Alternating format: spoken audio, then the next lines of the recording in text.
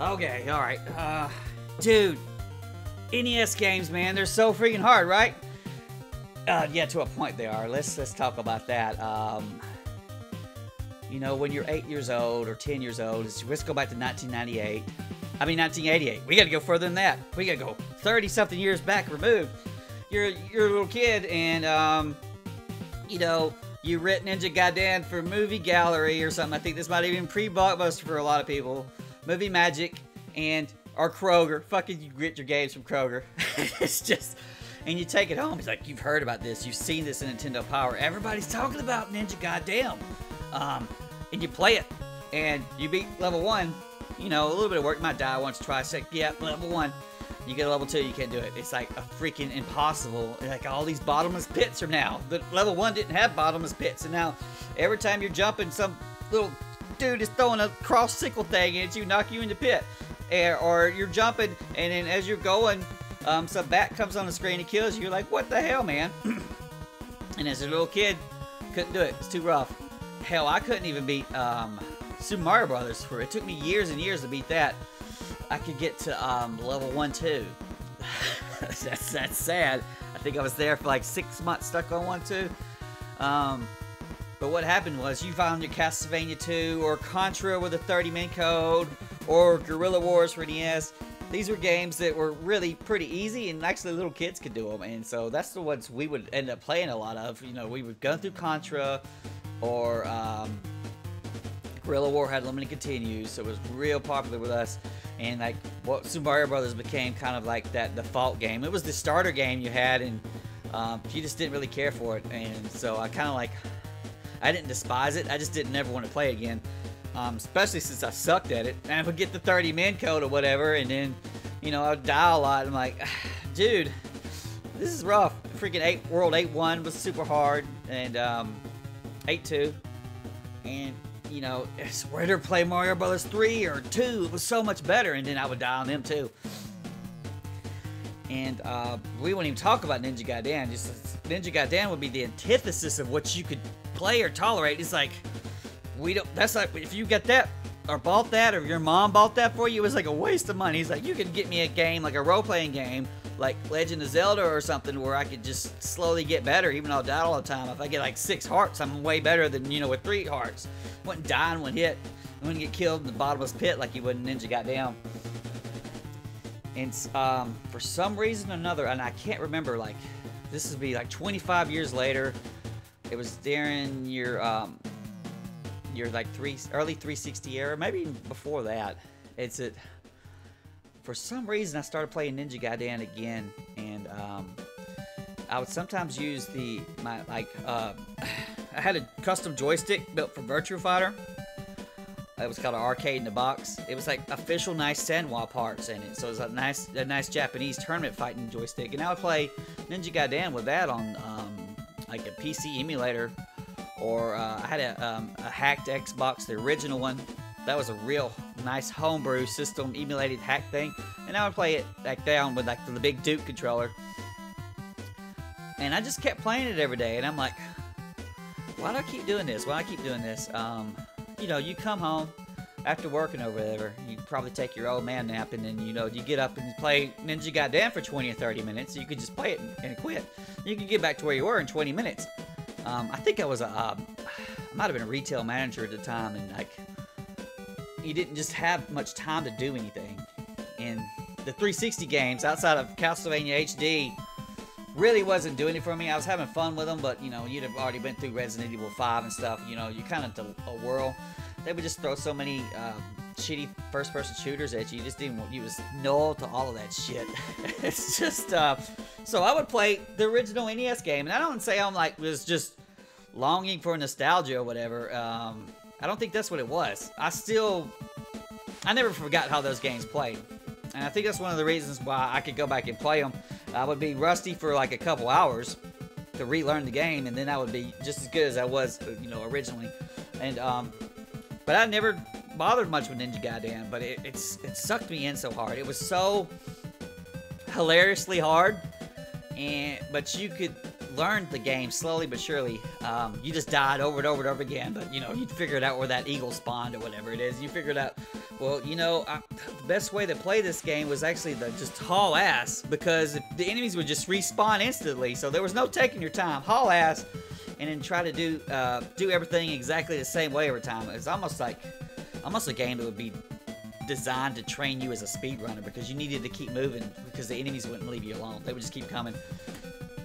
And something came over me, and then I'm like, I had long since got rid of my NES and Super Nintendo. I ordered a Nintendo online from eBay. A guy said it was working, or it only worked a couple times. I'm like, I know, I just need to get it and clean the pin connector out. And then I ordered like Ninja Gaiden. The games were starting to get expensive then. They were nowhere near what they've reached, and I thought this might have been a bubble at the time. No, the NES games are going to be expensive from here on to the end of the universe, apparently. And before I even actually got it, got the actual NES and the game, I've actually ended up beating on the you know, on the Xbox homebrew through emulator. It felt so good. And I was enamored, and I was brought back to it, and I'm like thinking to myself, what the hell is going over me? And I started getting hard games for the NES, and like I would get hard games or bad games that were hard, and so we would get like Ninja Turtles, Ghosts and Goblins, Bionic Commando, Blaster Master. A lot of games that as a kid I would stay far away from, because they would either be not have any passwords, have to be done in one go, or they would just be so impossibly hard. And I somehow fell in love with these games, and then I didn't even give a fuck about Zelda. It used to be all about Zelda and Final Fantasy 1 back in you know, back when I was a little kid, but I just wanted that murder, brutal action, and it just came over me, and I just kept playing. One of the things I noticed is like, even though these games were like super insane impossible compared to you know, mainstream games at the time, they were short, and so you could get good or whatever. You know, Ninja Gaiden the first one took me a long time, dude. I beat the second one in like maybe 3 or 4 hours, and about 10 hours on Ninja Gaiden 3, which was it invigorated me, because I never really even played Ninja Gaiden 3 before. And it was like Fat Floaty Ryu. That's what I remember. And he was going, whenever time he attacked, it was like annoying. I love Ninja Gaiden 3. I love it now. I was like, it was so great. It was so fun. And I understand that 2 has a way better music and graphics and stuff. I actually think I like Ninja Gaiden 3 more. It was weird. And so I started going through these games over and over again. And like it was like Silver Surfer and shit like that. Games that had got a reputation of being like so damn hard, and that's what I wanted to play. And like when I beat one, I felt so it's like an accomplishment kind of thing. Yeah, it's that and stuff, and it's like an ego boost. But I want to say it was actually the high and the anxiety from busting through some near impossible thing, just like, you know, bottomless cliffs and eagles and shit, or Ninja Turtles going through the damn the swimming through the water and getting the bombs and stuff. And then, you know, that's all I'd ever done before. And now for level 3, what was it, through 6? There's like 6 levels or whatever. The Technodrome's like the 6th or 7th level. I'd never even done those before. And so I went through, I already done them with like Game Genie and shit like that. And I went through and I did them legit. It's like, man, this is so great. Of course, over the time, I've like got into some really rough shit. I beat Bayou Billy. Bayou Billy's a horrible shit fest. It's just a horrible shit fest. It gives you diarrhea to play. The enemies are so tough. Your guy's so crap.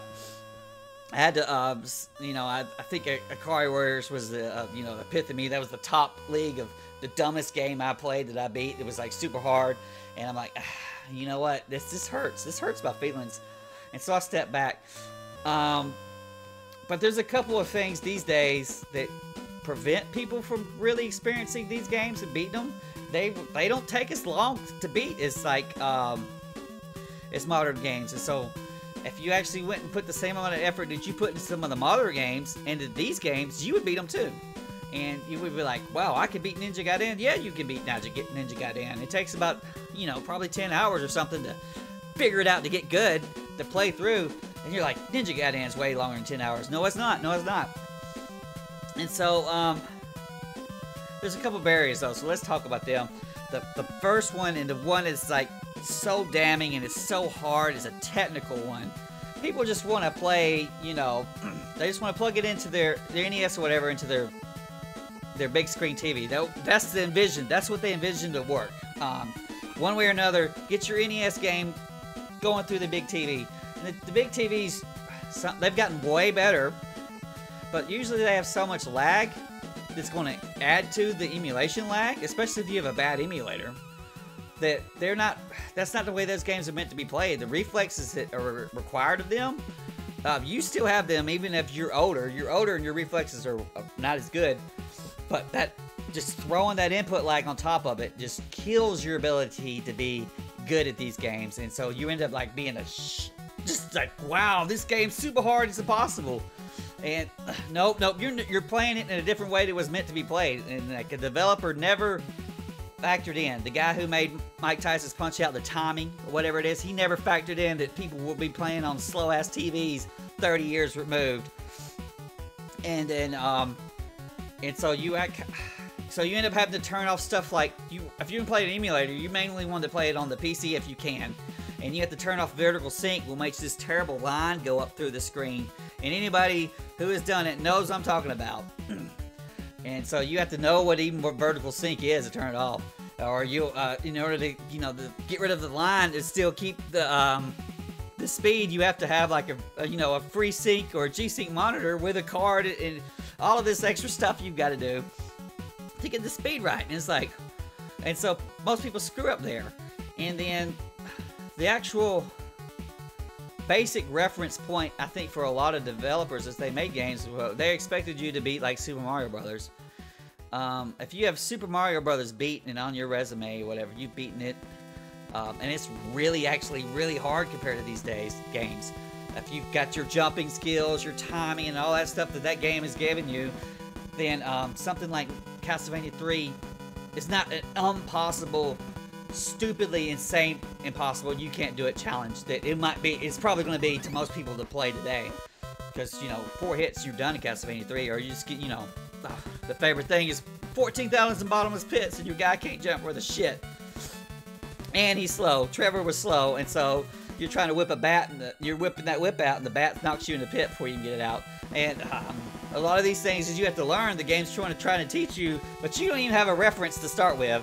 And for people who are younger, the Zoomers and the freaking millennials, they have played all of these first-person shooters and everything else, and so they've got this, like, they can visualize 3D space real good, and they're real good at that. None of that shit is applicable. It's not applicable at all on your retro bit shit. Your platforming is, and there's indie games out there like Super Meat Boy and Spelunky that are harder than this NES shit. They're just brutal impossible, but most people don't play those games, so they haven't got the skills that you would need, like the basic platforming, jumping skills, the timing and all that stuff.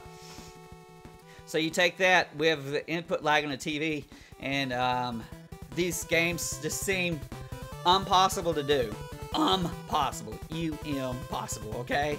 It's just, but they're not. They're not. If you have your reference, like if you used to be good, you can get your goodness back. You might have some serious rust to get rid of, and you have to play.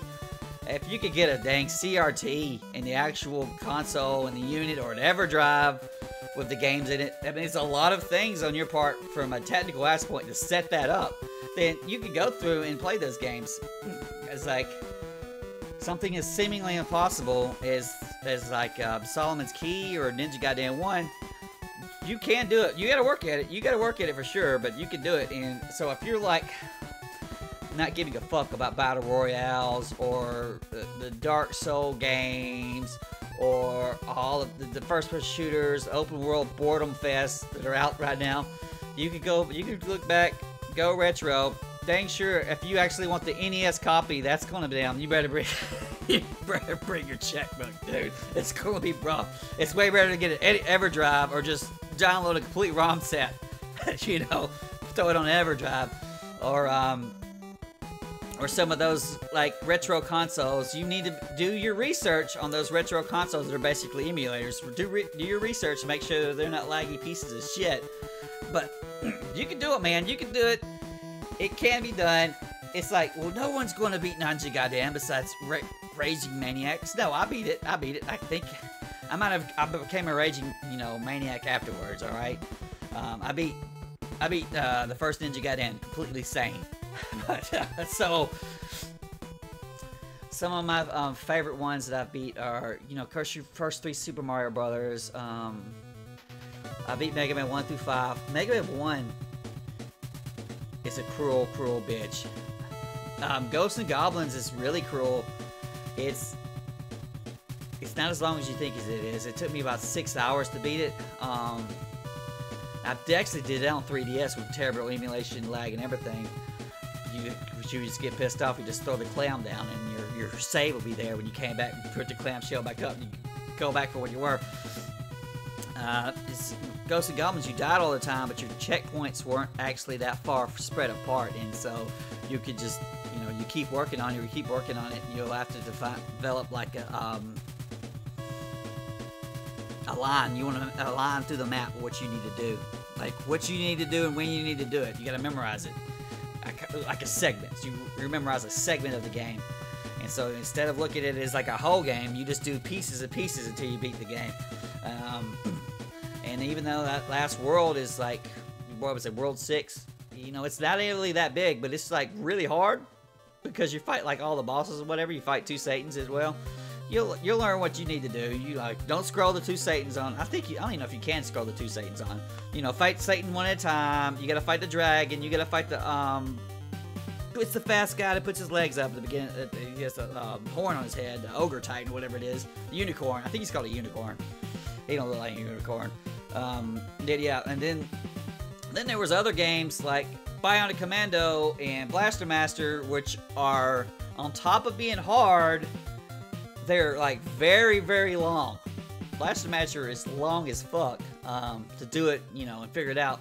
Hey man, we beat that. You just leave your NES on overnight, man. Back in the day, other people wanted to play a game after you were done with it. Nope. These days, nope. You just leave that sucker on overnight. Don't touch it. This shit might reset. Hope the power don't go off. Hope your kitty don't, lay on it. Flip the power button off. It's like, you can do it. You can do it, man. You just gotta devote a couple of days to it. Bionic Commando was the same way. It was a lot of where the fuck do I go? But once you know what to do, you just go and do what you need to do and take it out. What was the other game? Silver Surfer. The shooty games like 1942, 1943, Tiger Heli, Gradius. They take a little. It's a different skill than this platforming skill, but you can get the skill. You just gotta play it. And they're very much, play for 20 minutes and walk away, and you would got to rebuild what you've lost over the years, or you never had, but you wanted to have. You wanted to beat Mike Tyson back in the day. You've got it in you. You're just gonna have to bring it out. And as an older gamer, you might not have the reflexes you had back then, but you got the smarts, and so. Well, hopefully you get the smarts. Hope you haven't drank them all or smoked them all the way. But you could remember, learn the little patterns and shit you got to do. As a little kid, you couldn't quite grasp. And then you need to be able to, have a plan, and you need to be able to actually execute the plan. And if your plan doesn't work, come up with another plan. That's the kind of things you need to do to be able to do these older games these days. And I would say, because they're shorter, that if you're just used to dying, if you get used to dying, used to game over, used to having to go back, freaking Battletoads would kill your ass and send you way back to the beginning of the damn, whole start of the game over, fuck you. Get over yourself, start over again. Maybe if you didn't suck, you'd get further next time. You have to get over that hump that, it's real frustrating to lose your space and have to do level 1 again for the 40th time. If you can do that, you have to have a little bit of patience. As you're older, I'm hoping you're getting patience, but you can go back and play these games. You can get through them, the ones that were giving you trouble, and then as you do one, you kind of rebuilt your skill, and you can do another one, and then get easier and easier. Unless you go off looking in dark areas. Freaking Solomon's Key is a brutal nightmare, man. It's just... but there's a lot of dang games like that. And then a lot of games that were seemingly impossible, like Star Tropics, that once you've reaccustomed to how the game wanted you to play, weren't that hard. And you should give some a run, because it wasn't even like the ego from beating those games. It was like a thrill. It was a thrill and a high to beat those things that have held me down or held down so many other people for so long. And now, and putting it on YouTube was also a real big thrill to me, even though no one hardly ever watches what my shit is. But, you know, hey, I've done a bunch of ridiculous shit. I got on YouTube, you know. I have accomplished, okay? I have accomplished much. Even though that really doesn't mean anything to much people, it means a lot to me. And it means a lot to me, you know. It's kind of like bringing out the little kid in me to go back and do some of these shit. So, if there was a game that you really liked back in the day, you know, give it a run. Give it a run. Once those new consoles are announced, they'll have a bunch of games that next November to 2020. There's going to be a bunch of games. But in 2021, you're going to enter the sophomore year for the consoles, and there's hardly nothing going to be out. That's the way it always seems to be. And that's a great time to go through and go back and play through some of these retro games. You're playing it out in advance and get through a bunch of stuff that you never thought you could do. You got to put in a little time to get good. And then, you know, bring up your reference level, I like to call it. Your reference for 2D platforming and shit, and just bring it up. And, you know, get good, son, and have fun beating these games that used to murder you as a little kid.